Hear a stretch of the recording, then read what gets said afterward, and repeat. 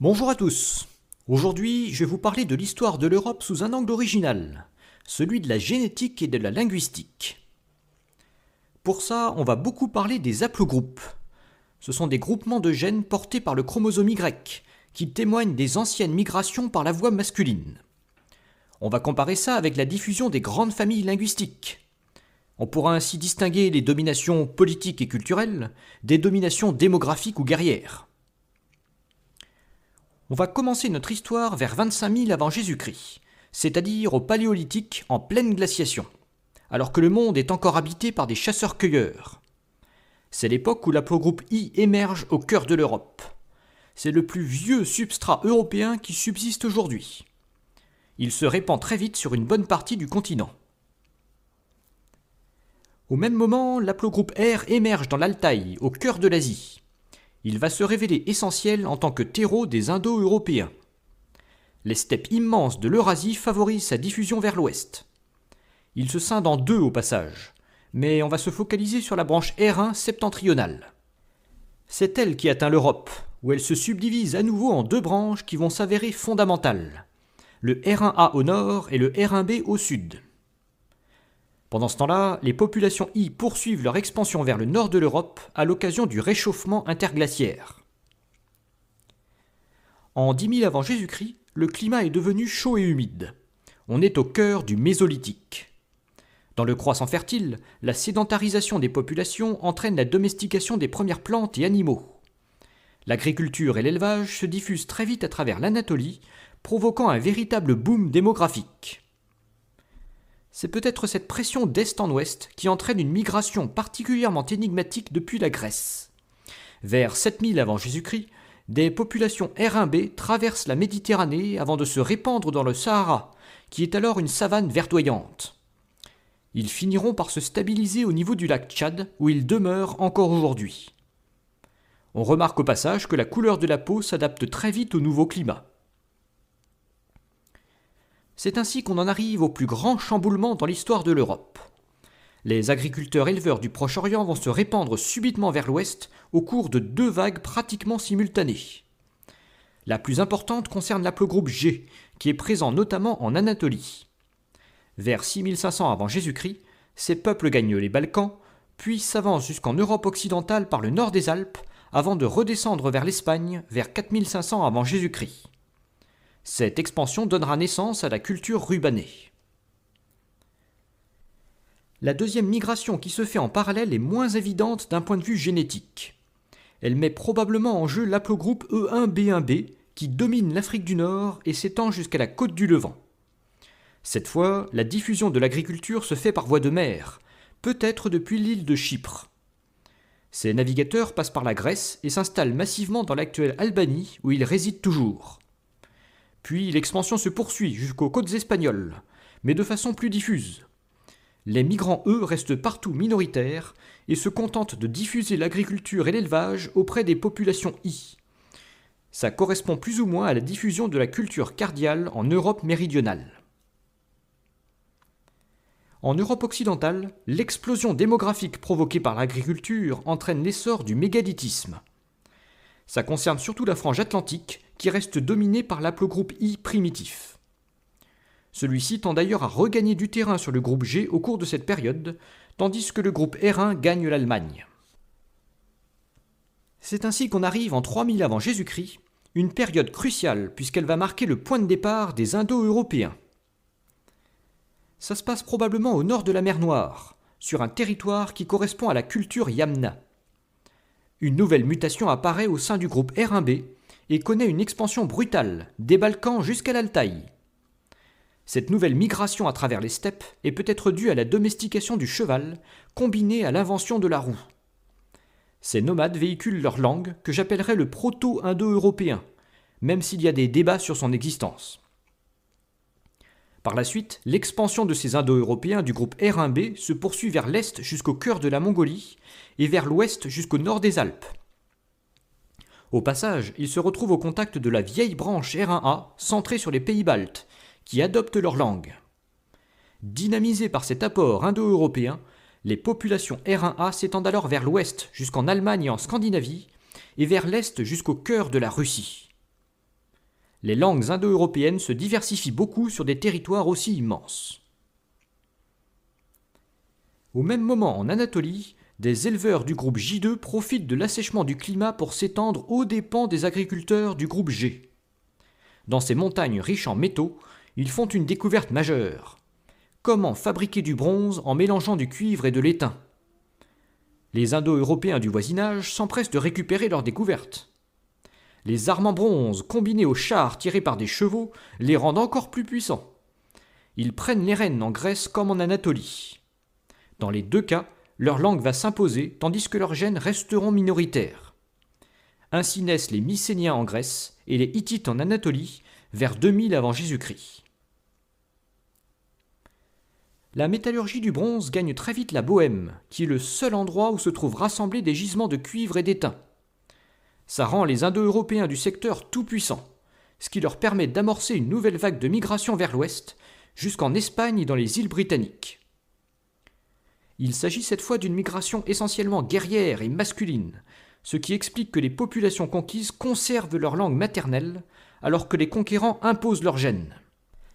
L'exemple le plus frappant est celui des Basques. Ils sont majoritairement R1B et possèdent donc des gènes indo-européens, mais leur langue constitue comme un témoignage de l'époque où le groupe I dominait la région. Pendant ce temps-là, les Indo-Européens du groupe R1A poursuivent leur mouvement vers l'est, jusqu'à atteindre les limites de l'Afghanistan vers 2000 avant Jésus-Christ. Là, ils se divisent en deux branches. L'une s'avance en Iran, où ils formeront les Mèdes et les Perses. L'autre s'avance en Inde, où ils formeront les Indo-Aryens. Le R1A tend également à remplacer le R1B sur une bonne partie des steppes d'Asie centrale. Finalement, la grande migration indo-européenne se sera faite en deux principales vagues, celle du R1B d'abord, puis celle du R1A. En Europe, la pression guerrière depuis l'Europe centrale se poursuit pendant tout l'âge du bronze. Les langues indo-européennes atteignent sans doute assez vite le Danemark et les Pays-Bas. La situation est plus complexe en Espagne et en Italie. Dans la péninsule ibérique, les Lusitaniens ont une langue indo-européenne, mais pas les Ibères. En Italie, les futurs latins sont indo-européens, mais pas les Étrusques. Autre curiosité, les Illyriens adoptent une langue indo-européenne en l'absence de toute migration, donc par simple influence culturelle. On se retrouve alors en 1200 avant Jésus-Christ. En Méditerranée orientale, ça marque l'épuisement des ressources en étain nécessaires au bronze, alors même que les chevaux des steppes commencent à devenir assez robustes pour être montés. Ça déclenche une puissante vague de migration avec des conséquences génétiques limitées, mais bien documentées par l'archéologie et l'écriture.